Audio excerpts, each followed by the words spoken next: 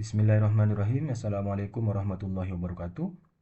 Berjumpa kembali dalam konten kuliah hukum Uruja. Hari ini kita akan berbicara tentang dasar-dasar hukum administrasi negara. Mulai dari peristilahannya, kemudian pengertiannya, dan seterusnya seputar tentang hukum administrasi negara. Baik teman-teman, kita mulai dari yang pertama adalah istilah lain dari hukum administrasi negara. Jadi hukum administrasi negara itu biasa disingkat dengan HAN.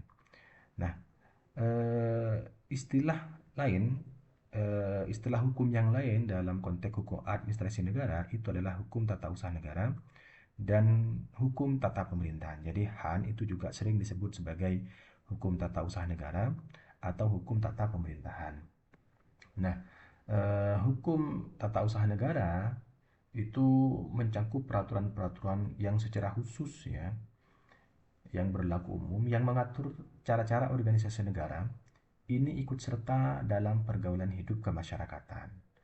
Ya, sementara hukum tata pemerintahan ini memiliki tiga fungsi ya. Yang pertama adalah fungsi norma, yang kedua adalah fungsi instrumen, dan yang ketiga adalah fungsi jaminan. Nanti kita lihat ya seperti apa apa namanya relasi antara tiga istilah ini. Hanya saja kita apa namanya eh, menyebut bahwa Han itu tidak lain dari apa namanya eh, istilah lain daripada hukum tata usaha negara ataupun hukum tata pemerintahan. Nah, terkait dengan apa sih Han itu atau hukum administrasi negara itu, saya mengutip pendapatnya Oppenheim. Di situ dikatakan bahwa Han atau hukum administrasi negara itu adalah keseluruhan ketentuan yang mengikat alat-alat perlengkapan negara, baik yang tinggi maupun yang rendah. Ya, jadi semua ketentuan-ketentuan yang terkait dengan alat perlengkapan negara, baik di pusat maupun di daerah, pada waktu alat-alat perlengkapan negara itu melaksanakan tugasnya yang ditetapkan dalam hukum tata negara. Jadi hukum administrasi negara itu terkait, kalau dilihat dari definisi ini, terkait dengan aturan tentang sarana bagi penguasa untuk mengatur dan mengendalikan masyarakat, ya kan. Kemudian terkait juga dengan cara-cara partisipasi warga negara dalam proses pengaturan dan pengendalian masyarakat.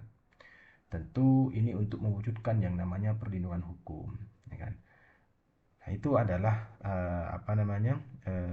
secara ringkas terkait dengan apa sih hal itu, gitu kan.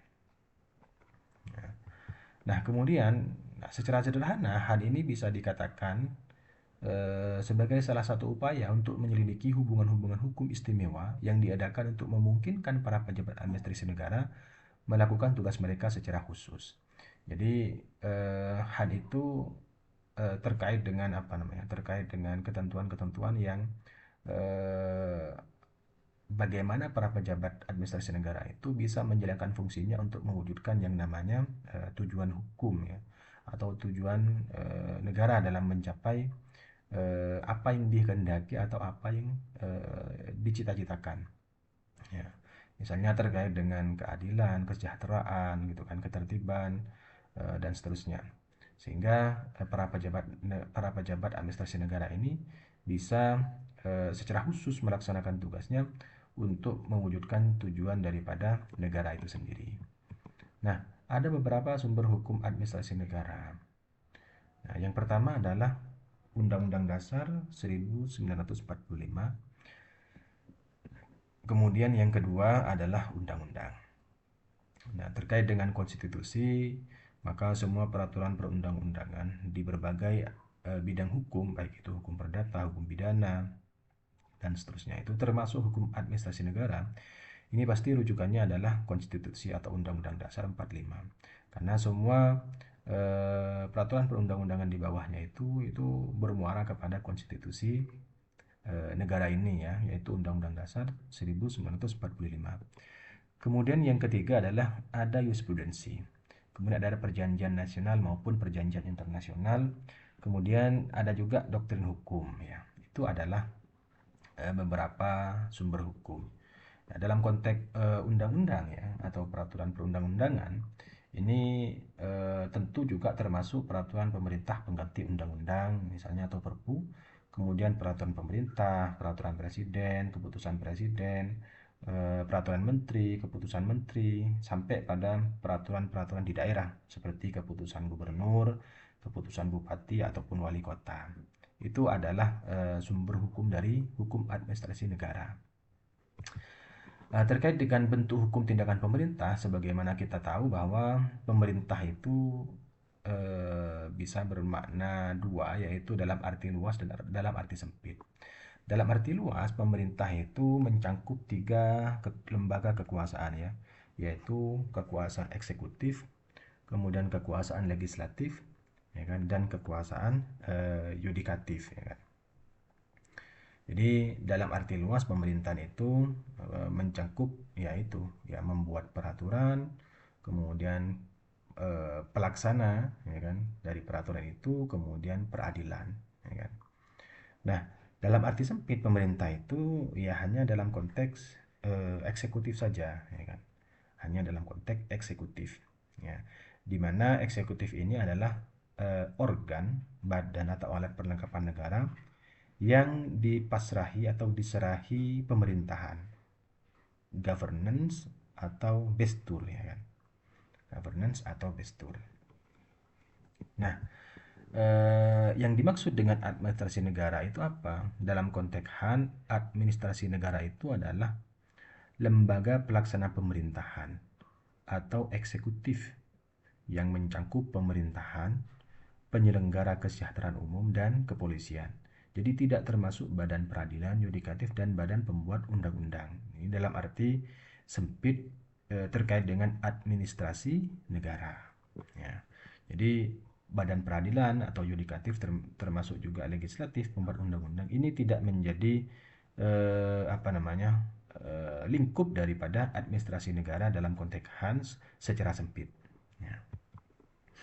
Nah, terkait dengan perbuatan pemerintahan atau administrasi negara. Ini Kuncoro Purbo Pranoto memberikan pengertian tentang perbuatan pemerintahan atau bestur handling. Apa itu perbuatan pemerintahan?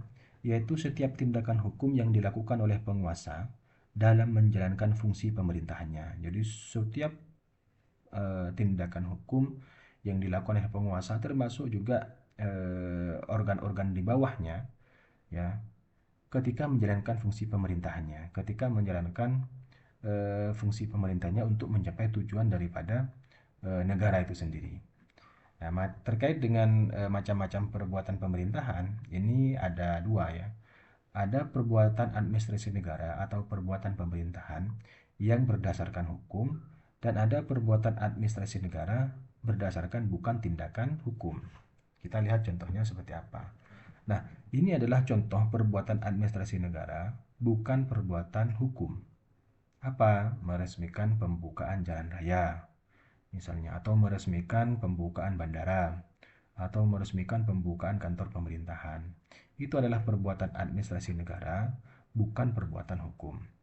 Kemudian yang kedua adalah contoh perbuatan administrasi negara berdasarkan hukum, ya kan? Contohnya adalah jual beli tanah.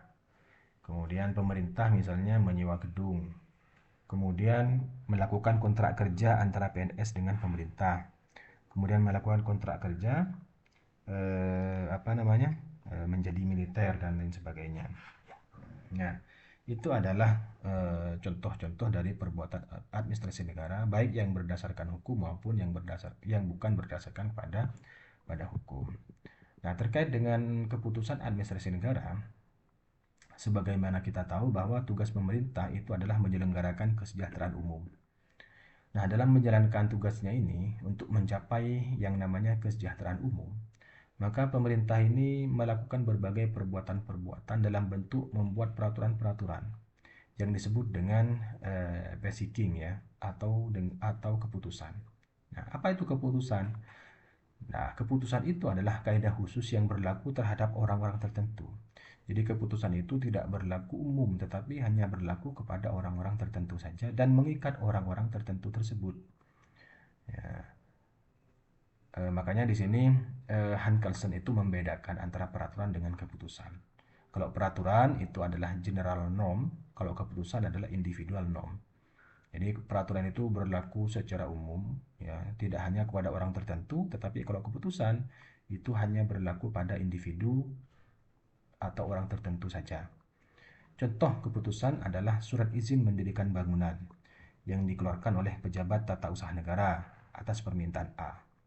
Maka surat izin mendirikan bangunan atau MB itu ini merupakan keputusan pejabat TUN, bukan merupakan peraturan, ya kan? Sehingga apa? Sehingga surat izin mendirikan bangunan itu hanya berlaku kepada si A yang meminta surat izin mendirikan bangunan tersebut, tidak berlaku kepada si B, si C dan seterusnya. Karena itu merupakan keputusan pejabat tata usaha negara. Nah, ada beberapa asas umum pemerintahan yang layak ya. Ini tujuannya adalah agar penyelenggaraan pemerintahan atau perbuatan atau tindakan hukum dari pemerintah itu untuk mewujudkan yang namanya kesejahteraan umum yang tadi sudah disampaikan, ini bisa terwujud. Yang pertama adalah adanya asas kepastian hukum. Jadi harus ada dasar hukumnya ketika alat-alat penyelenggara negara itu melaksanakan tugasnya. Yang kedua adalah ada asas keseimbangan, kemudian ada asas kesamaan dalam mengambil keputusan gitu kan. Kemudian ada asas bertindak cermat dan bijaksana, jadi tidak boleh sembrono. Kemudian ada asas motivasi untuk setiap keputusan, ya, tidak boleh didasarkan kepada kepentingan individu, ya kan. Kemudian ada asas jangan menyalahgunakan wewenang. Jadi asas jangan menyalahgunakan wewenang sebenarnya apa namanya? Setiap alat penyelenggara negara ini dilarang untuk menyalahgunakan wewenangnya. Nah, karena apa? Karena ketika wewenang itu disalahgunakan, maka yang terjadi adalah ketidakadilan. Sehingga apa? Merugikan pihak lain. Kemudian ada asas keadilan atau larangan bertindak sewenang-wenang. Jadi tidak boleh penyelenggara negara atau alat pemerintahan itu bertindak sewenang-wenang, ya kan?